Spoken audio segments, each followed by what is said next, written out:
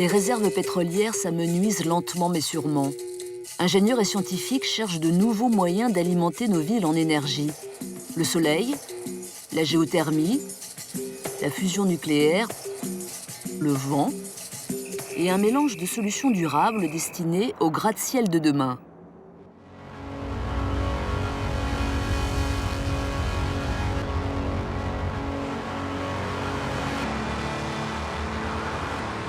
Dans l'une des régions les plus polluées du monde, un gratte-ciel de l'espoir. Une tour qui respecte la planète, qui récolte les fruits généreux du soleil et du vent, qui puisse produire autant d'énergie qu'elle en consomme. Ses concepteurs lui ont donné un nom, la tour de la rivière des Perles. Si la réussite est au bout du projet, une nouvelle génération d'immeubles aura vu le jour. Le défi est colossal, penser ou repenser l'urbanisme du XXIe siècle, sachant que plus de la moitié de la population mondiale vit déjà dans des villes.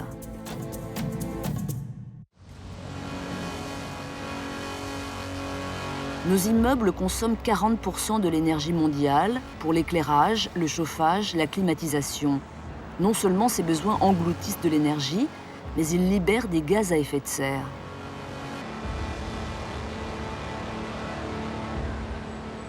Les architectes espèrent que la tour de la rivière des Perles sera une solution d'avenir. Cet immeuble devrait devenir le deuxième gratte-ciel de la ville de Canton, ou Guangzhou, dans le sud de la Chine. Une nouvelle lignée d'architectes se donne pour mission d'améliorer nos villes afin que les immeubles y laissent une empreinte écologique minimale.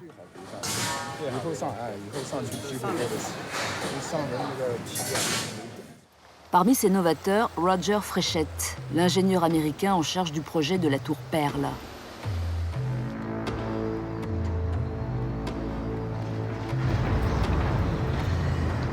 Roger est un spécialiste des énergies propres appliquées aux bâtiments.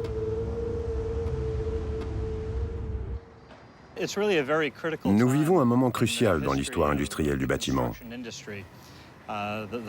Les grands problèmes mondiaux, comme le réchauffement climatique et la raréfaction des énergies, nous obligent à repenser la façon dont nous traçons nos plans et dont nous construisons nos immeubles.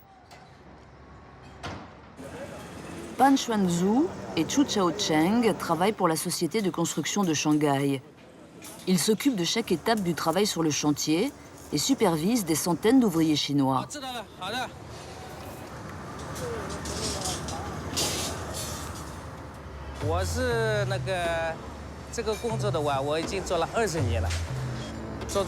Je fais ce travail depuis 20 ans et je dois dire que c'est le plus grand chantier de ma carrière.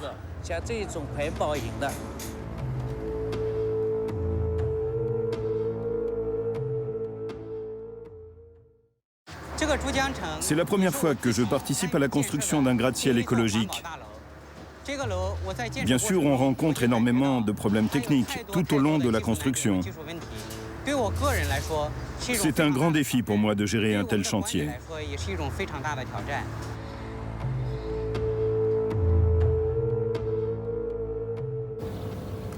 En Finlande, loin du chantier, Risto Juttieniemi se tient prêt. Il est le concepteur des gigantesques éoliennes qui vont permettre d'approvisionner la Perle des Tours en énergie.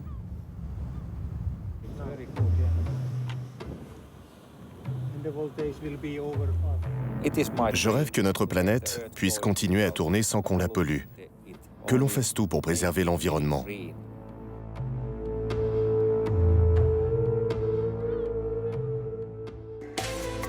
Ensemble, cette équipe internationale d'éco-ingénieurs se prépare à un défi de taille. Ils espèrent que dans 2 ans et demi, en lieu et place de ce trou, se dressera la tour la plus écologique du monde.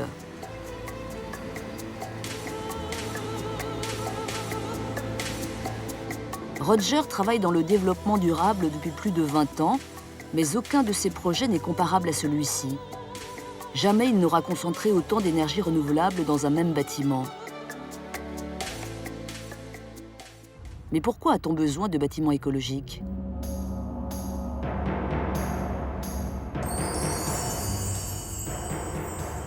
Nos habitations et nos bureaux nous semblent bien inoffensifs, mais Roger Fréchette sait à quel point ils sont générateurs de gaz à effet de serre.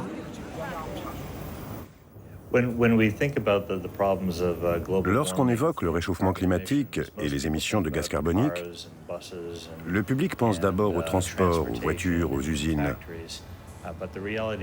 En réalité, les bureaux et les lieux d'habitation émettent encore bien plus de CO2.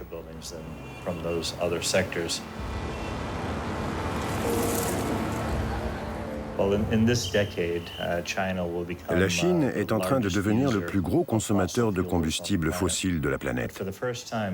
Mais elle prend aussi la mesure de la raréfaction des ressources en charbon et en hydrocarbures. Il lui faut trouver d'urgence des idées pour arrêter le gaspillage. La façon dont les citadins utiliseront ces bâtiments et la façon dont ils y vivront, ça c'est une question cruciale pour l'avenir.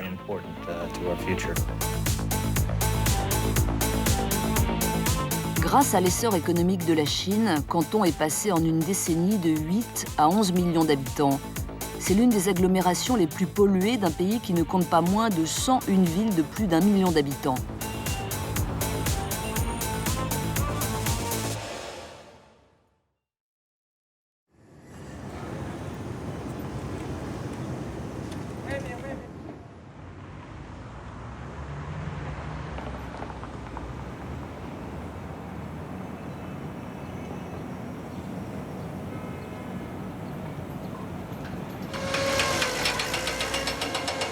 La tour de la rivière des Perles n'est que l'un des nombreux gratte-ciel en chantier.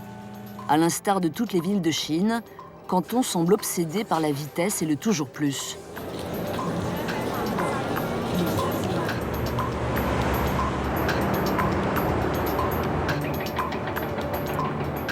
La Perle des Tours fera partie du futur quartier central des affaires dont elle deviendra le joyau.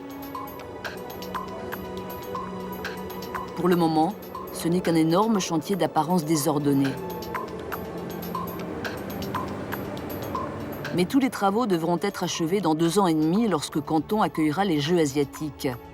Avec la Perle des Tours, la Chine veut montrer qu'elle entend balayer devant sa porte et perdre son étiquette de nation la plus pollueuse du monde.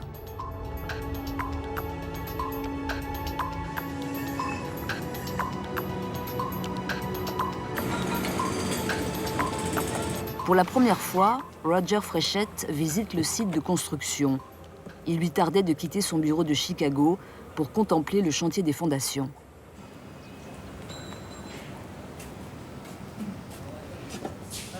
Ni hao. Hello. How are you? Nice to meet you. Great Il to see you. découvre et observe pour de vrai son rêve en train de prendre forme. Mais ce qu'il a imaginé ne deviendra réalité qu'au prix de 2 ans et demi d'un labeur acharné, mené par une armada d'ouvriers et d'ingénieurs. C'est ici que la grande idée sortira de terre après être sortie du cerveau de l'architecte. Un gratte-ciel révolutionnaire, intégré à son environnement, pour tout dire, écologiquement correct. Édifier une tour qui aura le meilleur rendement énergétique au monde. Le pari est séduisant, mais complexe. La recette, miser sur plusieurs formes d'énergie et non sur une seule. Réduire les gaspillages, les traquer un par un. Assurer la production d'énergie propre grâce à des éléments de technologie insérés dans le corps même de l'immeuble, lequel devient une merveille d'architecture intelligente. Dès le départ, il faut jouer sur l'emplacement et sur l'orientation de la tour, de façon à capter au mieux les 2 grandes énergies renouvelables que nous offre la nature, le soleil et le vent. On installe des cellules photovoltaïques sur les façades bien exposées.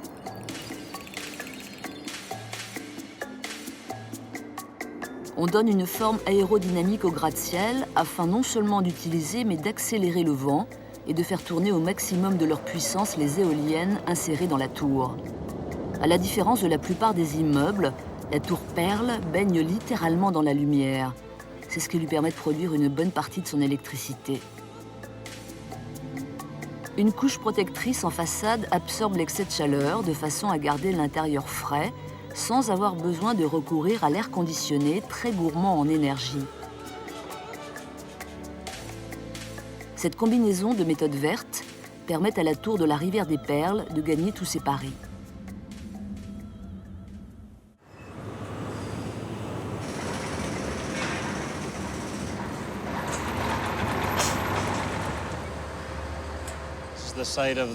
Voici le site de la tour de la rivière des Perles. Ici se dressera le gratte-ciel le plus écologique du monde. Là, juste à droite, voici le trou. Pour le moment, les fondations ont été creusées à 28 mètres. Une fois achevé, le gratte-ciel pointera à 309 mètres dans le ciel. Pour mieux l'imaginer, il faut savoir que le bâtiment qui se trouve à sa droite mesure 100 mètres. Le nôtre grimpera 3 fois plus haut. Avant d'en arriver là, Roger devra surmonter bien des obstacles. Non seulement les imprévus propres à tout chantier, mais les problèmes inhérents aux nouvelles techniques, aux nouveaux matériaux et aux différences culturelles entre occidentaux et chinois.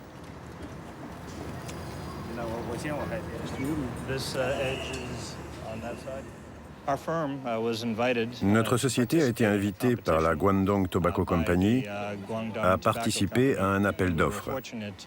Et nous avons eu la chance de remporter le contrat. La tour de la rivière des Perles a été conçue à Chicago. Mais pour faire aboutir ce projet, il était essentiel de rassembler une équipe capable de le livrer avec succès. Nous avançons jusqu'à un certain stade dans la conception.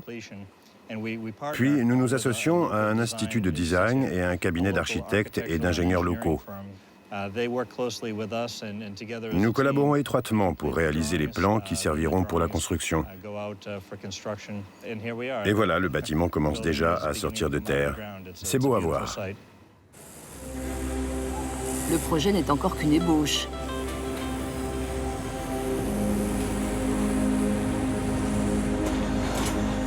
Premier objectif, les fondations renforcées contre des risques naturels. La Chine est l'un des pays du monde les plus exposés aux tremblements de terre. L'agglomération de Canton s'étend à proximité d'une faille sismique active.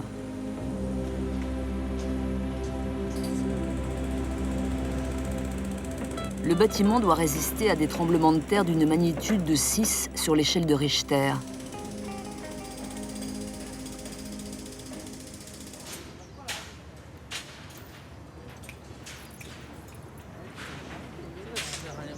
Pan Juanzhu est le chef du chantier. Il dirige une armée de maçons, de ferrailleurs et de grutiers. Il fait le lien entre les bureaux des ingénieurs et les équipes sur le terrain.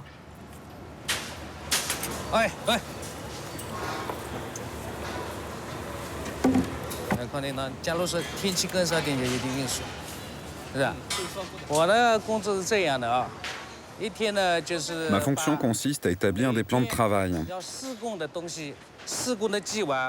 et à les transmettre ensuite aux ouvriers.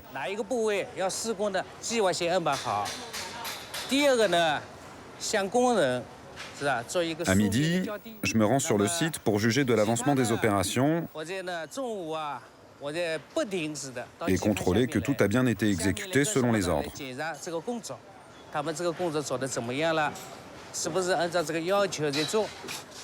Nous avons maintenant 500 ouvriers ici. Chacun d'entre eux a une tâche bien définie. On a une équipe chargée d'installer les grues et une autre qui, pendant ce temps-là, s'occupe du ferraillage.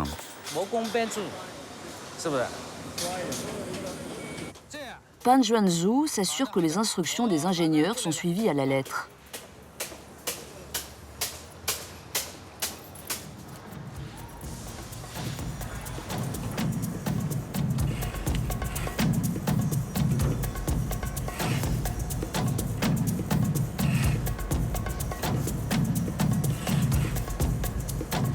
L'immeuble sera l'un des plus high-tech au monde. Mais comme n'importe quelle autre tour, sa base n'est qu'une forêt d'acier.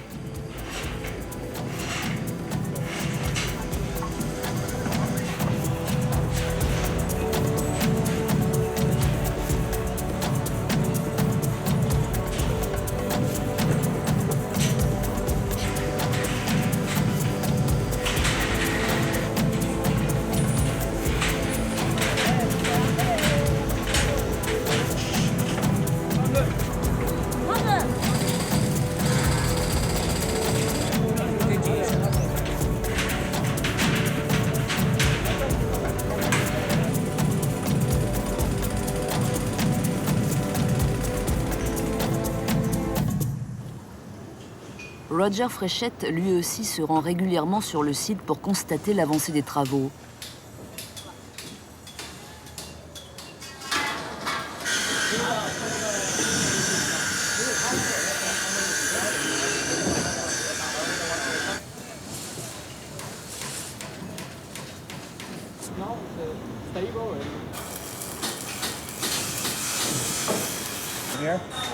Il aime observer les différentes étapes de la construction et voir son rêve devenir réalité.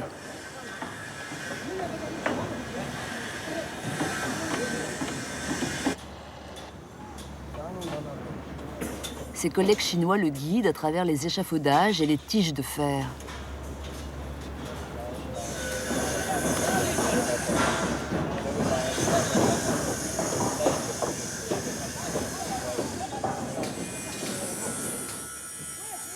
Dans sa vie professionnelle, Roger passe le plus clair de son temps dans des bureaux. Il saisit donc toutes les occasions d'aller sur le site du chantier pour voir ses projets prendre forme.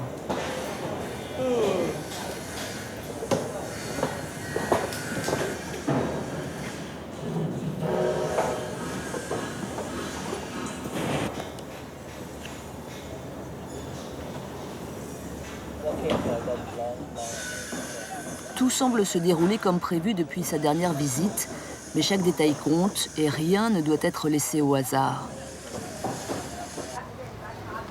Pendant que le travail sur le chantier continue, Roger doit rejoindre les ingénieurs chinois dans leur bureau. Ce rendez-vous de coordination risque d'être mouvementé. Certains ingénieurs locaux se posent en effet des questions sur le système de ventilation révolutionnaire que veut installer le cabinet d'architectes. Ils semblent sceptiques. Soit on passe par le premier système pour décharger l'air, soit on passe par le second. Mais de toute façon, la quantité d'air déchargé sera la même. Je ne suis pas d'accord. Permettez-moi de vous montrer la différence. Une situation classique pour Roger. L'innovation est inquiétante par nature. Une partie du travail des esprits novateurs consiste à combattre les habitudes. Pour lever les doutes et les inquiétudes, nul autre moyen que le dialogue. Je crois que c'est très important. C'est un point sur lequel nous devons nous focaliser et il nous reste peu de temps. Il serait plus facile d'utiliser des méthodes déjà éprouvées, mais les architectes de la tour aspirent à révolutionner nos modes de consommation d'énergie. Je tiens à vous rappeler qu'un de nos soucis, une de nos contraintes, est justement d'extraire cet air chaud.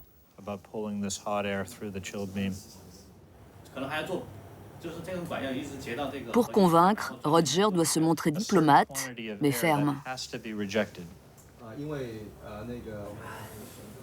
Il retourne à son bureau de Chicago avec l'assurance que le design sera bien conforme à ses rêves. Il ne reste plus que 18 mois avant la date butoir. Le cœur de la tour a dépassé le niveau du sol, mais les étages inférieurs sont loin d'être achevés.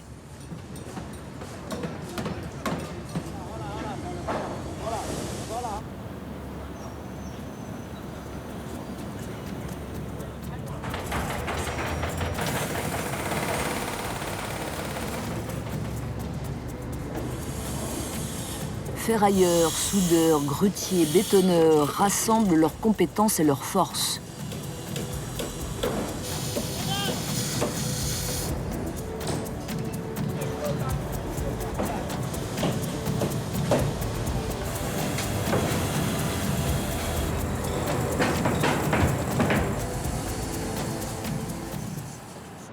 Un étage prend forme. Et le processus sera répété 71 fois d'ici à la fin du chantier.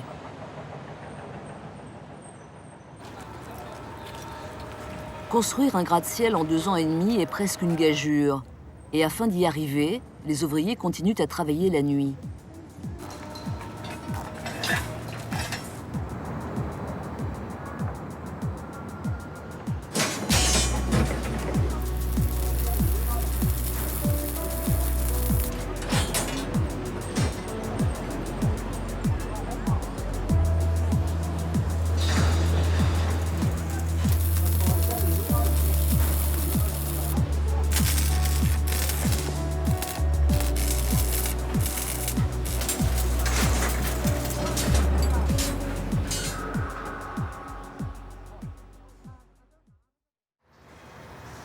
Chu Chaosheng est le nouveau patron du chantier.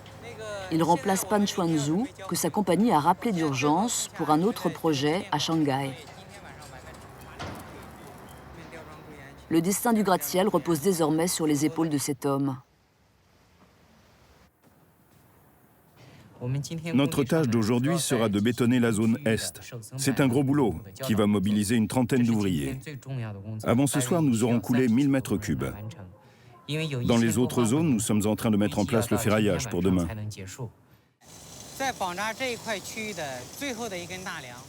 Chu a une grosse journée devant lui. Fini la ferraille pour cet étage. C'est le moment de couler le béton. Couler du béton est une opération délicate. Un coffrage mal étayé et le mortier s'engouffre où il ne faut pas.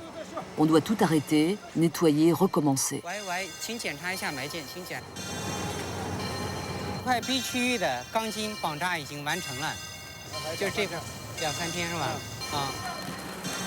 Le beau travail des ferrailleurs disparaîtra pour toujours sous une épaisse couche de béton.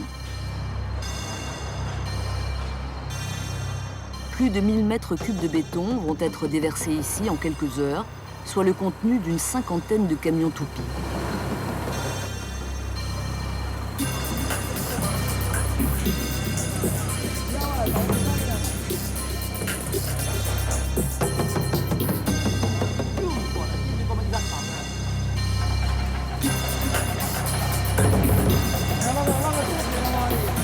Tout le monde est un peu sur les nerfs.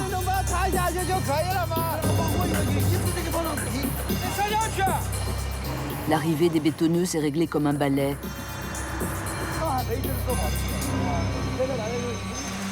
Le béton doit se déverser de façon régulière si l'on veut optimiser sa solidité et ses capacités d'isolation.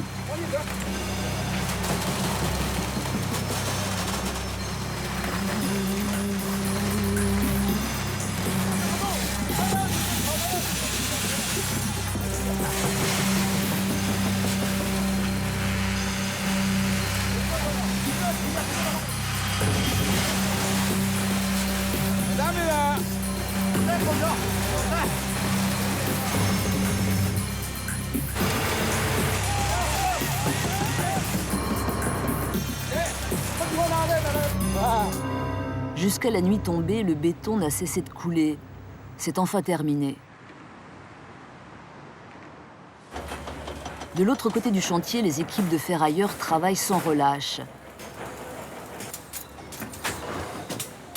Il faudra être prêt en moins d'une semaine pour que le béton soit coulé. Pas moins de 3000 chargements de camions toupies seront nécessaires pour construire les fondations de la tour.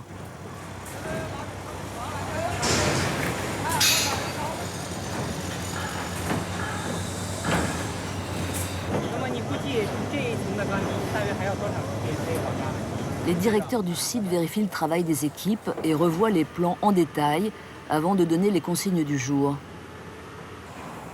Des tonnes de fer à béton sont livrées et positionnées selon les plans. À chaque étape, des géomètres veillent à ce qu'il n'y ait aucune déviation.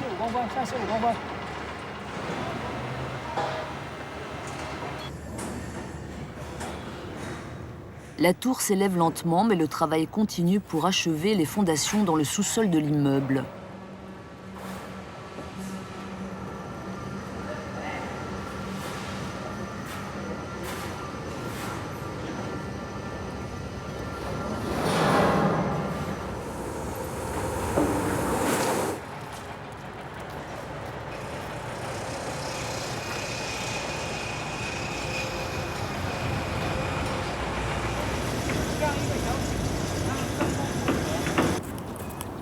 Le chantier emploie 500 personnes qui viennent de toute la Chine. Depuis un demi-siècle, la Chine fait face à un exode rural massif. Ces hommes et ces femmes quittent leur foyer durant de longs mois et se font embaucher sur les chantiers pour nourrir leur famille. Beaucoup ne retournent à la maison que pour le Nouvel An chinois, la grande fête du pays.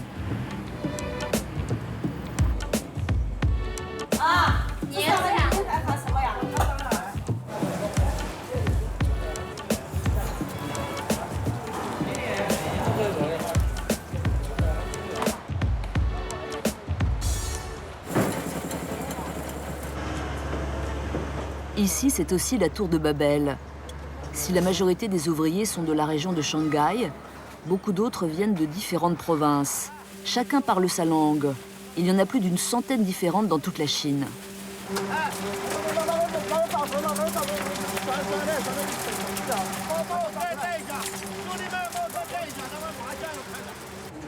Le mandarin, la plus répandue des 7 langues principales, permet de se comprendre, au moins d'échanger les informations les plus importantes.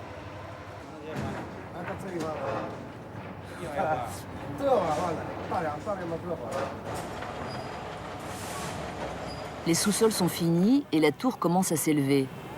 Il va falloir mettre en place un nouvel appareil de levage qui soit à la hauteur. Hier, nous avons fini d'installer cette grande grue bleue de 54 mètres. Nous l'utiliserons pour soulever de grosses poutres. Sa charge utile atteint 64 tonnes, ce qui suffit largement à nos besoins. Cet engin a la particularité de grandir au fur et à mesure de la construction de la tour.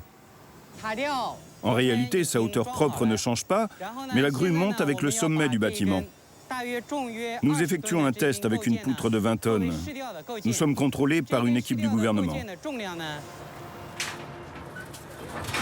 Effectivement, en Chine, le gouvernement ne laisse rien au hasard.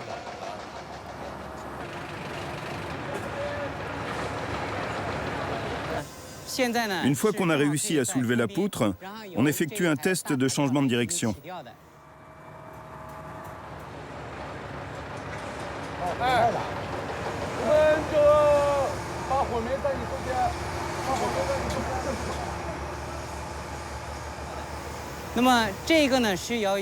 Si ça fonctionne, on saura qu'on peut vraiment faire confiance à cet engin. Il accomplira le travail pour lequel il est conçu.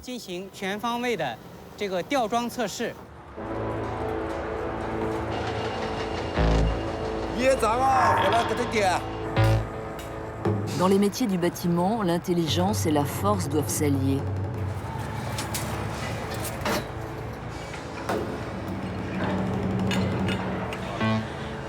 La grue passe l'épreuve avec les honneurs. Elle peut maintenant hisser toutes ses charges et du même coup faire redécoller le chantier. En quelques semaines, la tour gagne 40 mètres. Travailler à cette hauteur requiert de la part des ouvriers des qualités d'acrobates. On les surnomme les trapézistes ou les voltigeurs. Ils ont désormais posé le cadre d'acier qui enveloppe le cœur de la tour et supporte les étages supérieurs. La corde de sécurité reste l'instrument de travail indispensable. Les trapézistes sont d'excellents grimpeurs, mais leur mission reste dangereuse. Ces hommes doivent ajouter la précaution à la prudence. Un outil lâché peut tuer quelqu'un qui passe en dessous. Afin d'assurer le parfait équilibre de la tour, les poutres d'acier de plus de 10 tonnes doivent être positionnées avec une précision millimétrique. Le conducteur de la grue travaille avec les trapézistes pour guider les lourdes pièces. Les voltigeurs ajustent, boulonnent, soudent.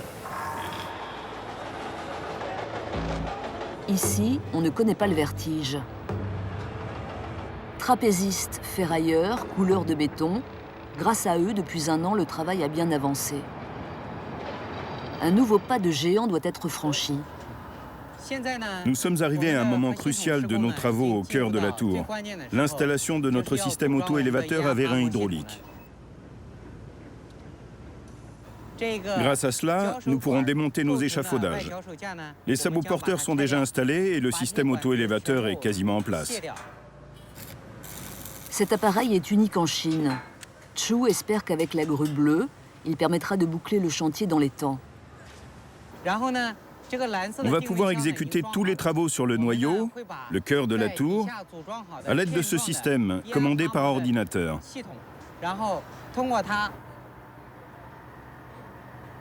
Ce qui va grandement améliorer notre efficacité.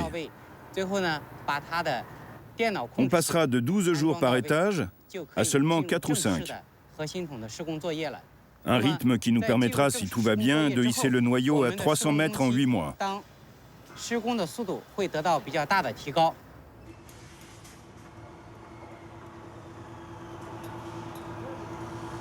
Sheng Xingyuan est le seul spécialiste en Chine de ce genre de système.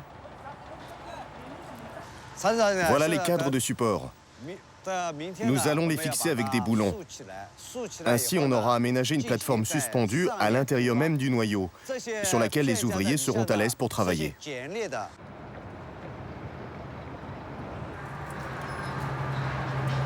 Aujourd'hui, Cheng doit coordonner l'installation de toutes les plateformes du cœur de la tour et les structures bleues de l'extérieur afin que les ouvriers puissent œuvrer en toute sécurité sans aucun échafaudage. Si tout se passe bien, la colonne vertébrale de la tour de la rivière des Perles s'élèvera d'1 mètre par jour.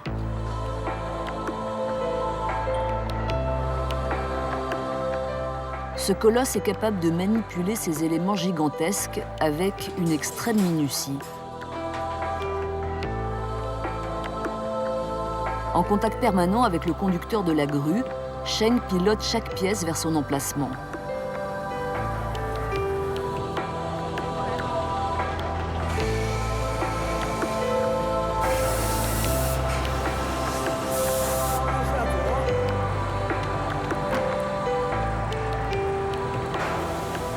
Toutes les équipes œuvrent de concert pour que les éléments du gratte-ciel s'ajustent au millimètre et à la minute près. Le puzzle en 3 dimensions devient réalité.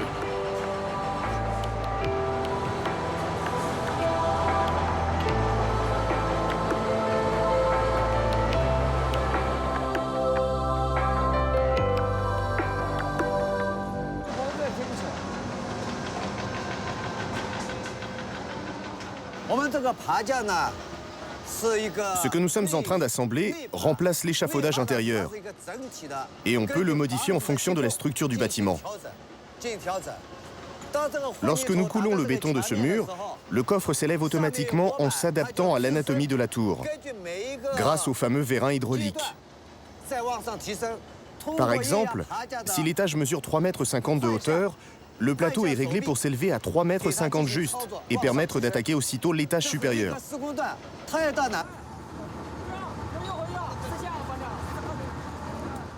Les ouvriers peuvent sans retard commencer le ferraillage, puis poser le coffrage dans lequel un autre béton sera coulé, et ainsi de suite, jusqu'à 300 mètres. C'est ça le processus.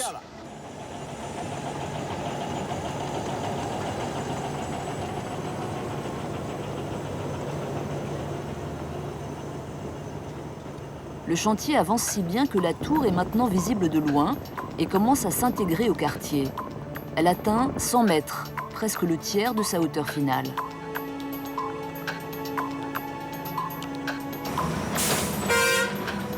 Poutre après poutre, le travail des voltigeurs se poursuit.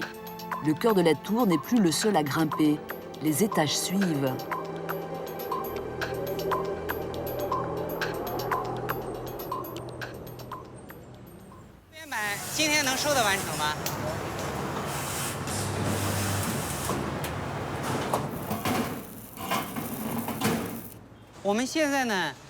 Dans les étages, nous utilisons une technique de pointe pour construire le plancher. C'est une technique déjà utilisée en Europe, que nous avons adaptée à nos besoins. Le plus grand avantage de ce plancher en acier galvanisé, c'est qu'il offre un système sans support. Ce qui veut dire que l'on n'a plus besoin d'échafaudage pour le soutenir par en dessous quand on coule du béton. On construit directement après la mise en place du plancher. Il sert donc de coffrage porteur et dispense d'utiliser un étayage. Son embossage latéral permet d'associer étroitement acier et béton. Et le cadre peut supporter le poids du béton et des personnes qui y travaillent. Toute l'opération devient efficace, rapide et sûre.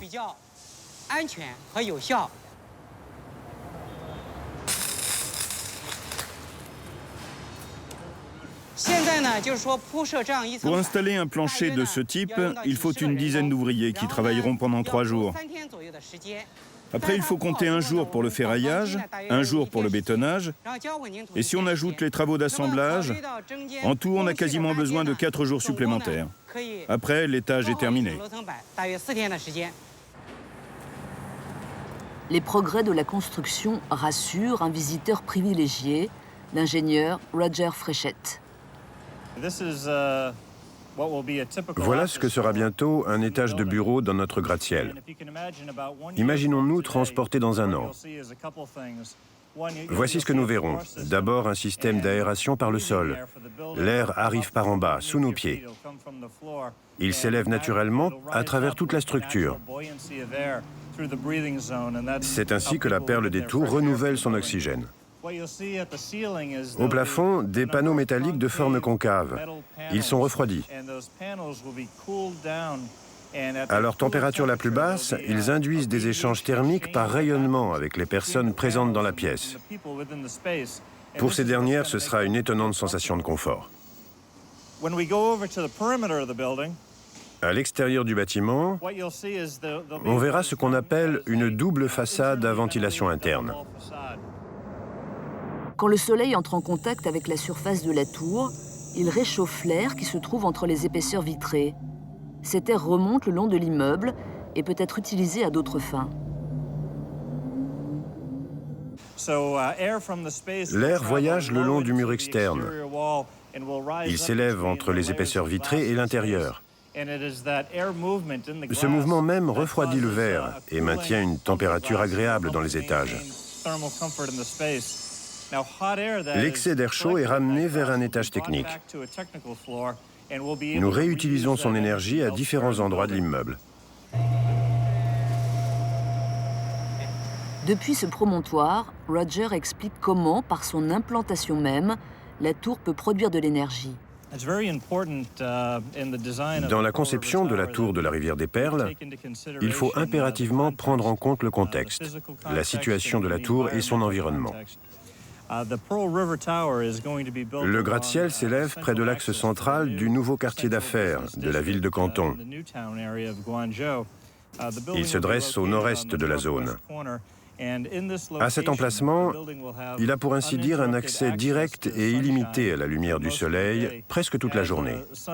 Le soleil tourne dans le ciel, mais grâce au grand parc qui se trouve devant la tour, il n'y a pratiquement jamais d'obstacle entre lui et la tour. En orientant de façon optimale le gratte-ciel par rapport au soleil, l'architecte a misé sur sa puissance de rayonnement. Cette énergie propre sera captée sur les façades est et sud par des cellules photovoltaïques de dernière génération qui non seulement produiront de l'électricité, mais contribueront à la climatisation.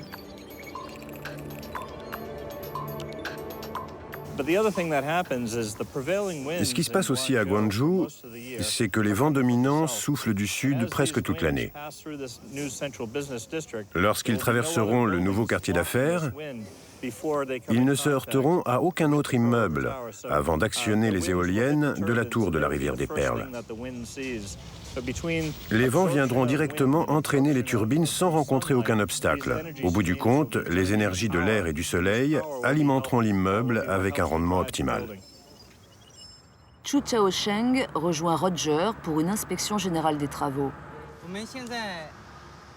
Aujourd'hui, nous en sommes au 22e étage, le niveau où se trouve la turbine de l'éolienne.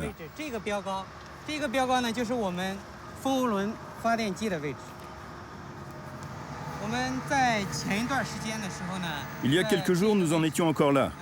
Le temps de construction de chaque étage était d'environ 12 jours. Nous avançons de plus en plus vite. Après 10 étages, nous en sommes arrivés à un rythme de construction d'un étage tous les 3 jours.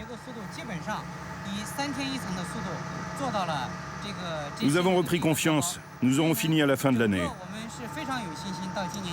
Cet immeuble sera l'un des 4 bâtiments les plus hauts de la zone. La tour de télévision se trouve là-bas. Et on distingue la place Zhongxing plus loin.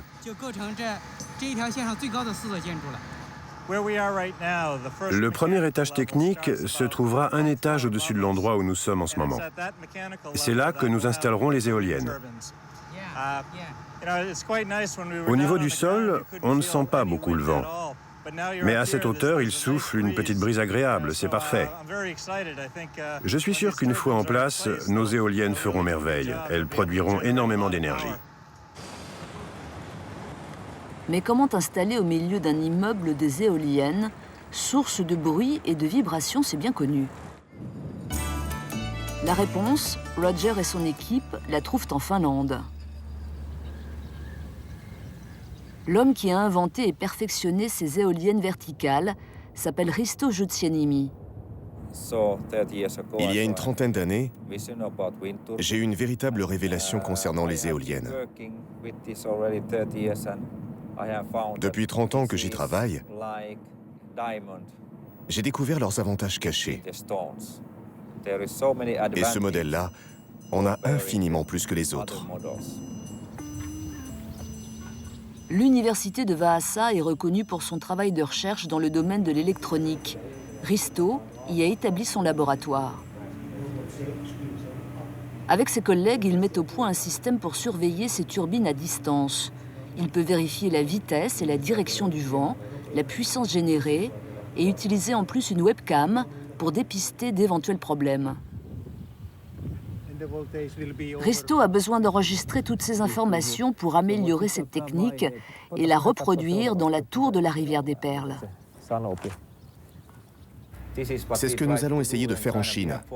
Nous aurons 4 turbines et 4 moniteurs, et d'ici nous pourrons voir ce qui se passe en Chine et savoir quelle est la production. À l'avenir, ce pourrait être l'occasion d'une magnifique collaboration avec l'université.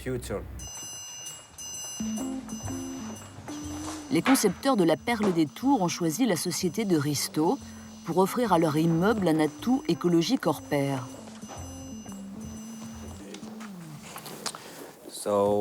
C'est la première construction de ce genre dans le monde.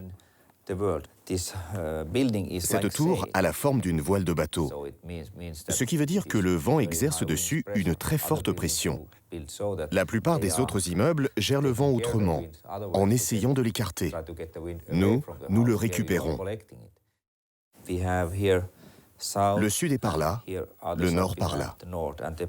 Les vents dominants soufflent du sud. Avec ces étages éoliens où l'air s'engouffre dans des tunnels avant d'actionner des turbines, la tour de la rivière des Perles utilise un phénomène physique bien connu en dynamique des fluides, l'effet Venturi. Les molécules d'air sont accélérées par le rétrécissement. Plus le vent forcit, plus grande est l'énergie qu'il communique aux éoliennes. On a déjà expérimenté ce type de turbine et on connaît sa capacité de production d'énergie. Elle est estimée à 1 MW par mètre carré en moyenne pour cette région de la rivière des Perles. Devant des chiffres aussi impressionnants, on a évidemment envie d'essayer. Pour nous, c'est un projet vraiment passionnant. Voilà ce que je veux vous montrer. Un modèle spécial de turbine.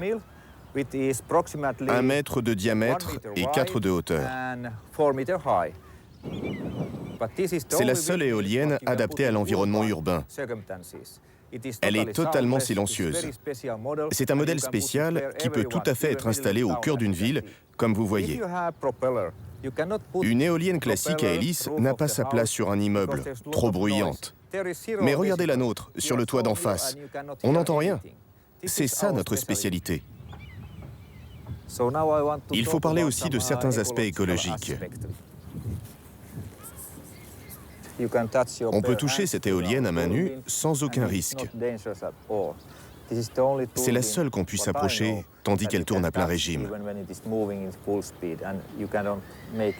Elle ne tuerait aucun oiseau, aucun animal, personne. Regardez, le vent est d'environ 3 mètres par seconde, mais la rotation reste relativement lente. Et c'est pourquoi cet engin est sans danger. Sa vitesse axiale dépend d'un système de pignons à taille variable. Cette éolienne sera parfaite pour la tour de la rivière des Perles. Grâce au système novateur de Risto, des éoliennes feront pour la première fois partie intégrante d'un bâtiment. Sur le site de l'immeuble, les ouvriers s'apprêtent à construire l'étage où seront installées les éoliennes.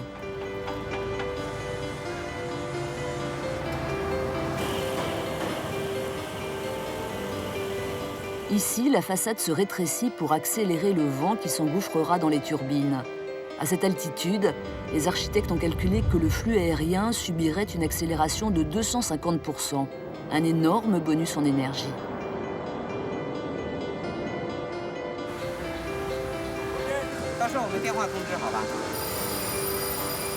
Des poutres aux formes bizarres permettront d'amorcer la courbure. Une parfaite structure pour les éoliennes, un cauchemar pour les équipes de construction.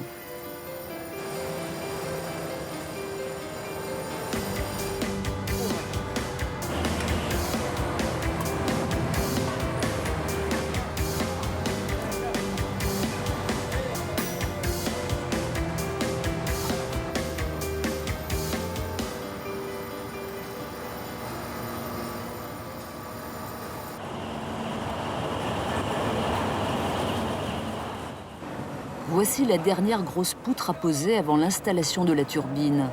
Comme pour les précédentes, son ajustage est un casse-tête.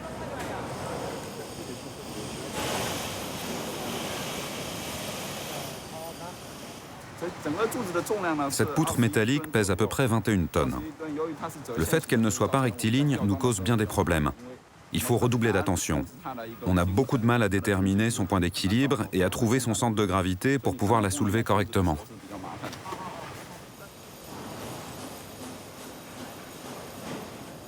Une manœuvre de haute précision.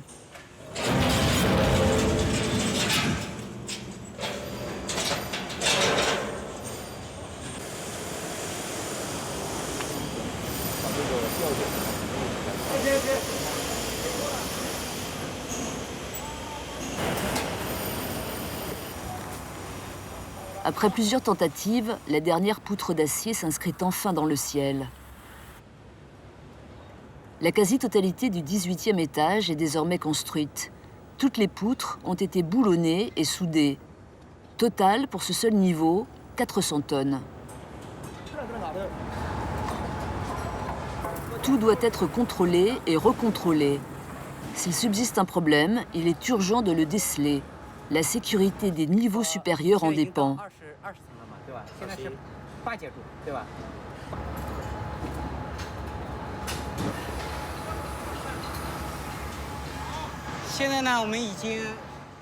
Nous sommes en train de hisser les poutres d'acier nécessaires à la construction de l'étage des éoliennes. Pour tout le monde, en arriver à l'étage où doivent être installées les fameuses turbines a quelque chose de symbolique et de fort.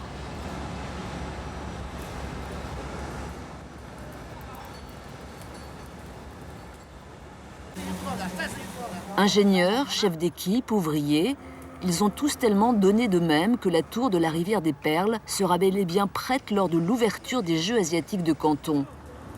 Ce sera pour la Chine un succès, un symbole du futur, l'indice qu'une importante étape est franchie, la preuve qu'on peut édifier des bâtiments à la fois modernes et écologiques. C'est un véritable défi pour nous, mais c'est ce qui met du piment dans l'existence. Nous avons les connaissances et l'expérience pour mener à bien un chantier comme la Perle des Tours. Toutefois, je suis certain que nous apprendrons encore des choses passionnantes pendant la réalisation de ce projet.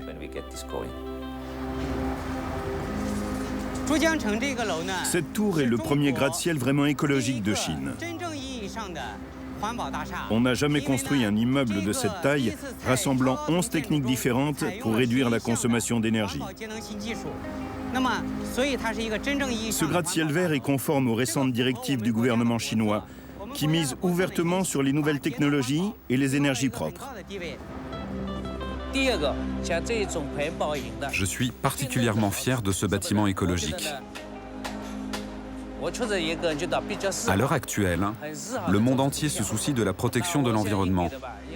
Et je suis certain que les idées mises en application dans ce projet sont excellentes. Je crois que notre gratte-ciel vert deviendra un exemple à suivre pour de nombreux architectes dans le monde entier.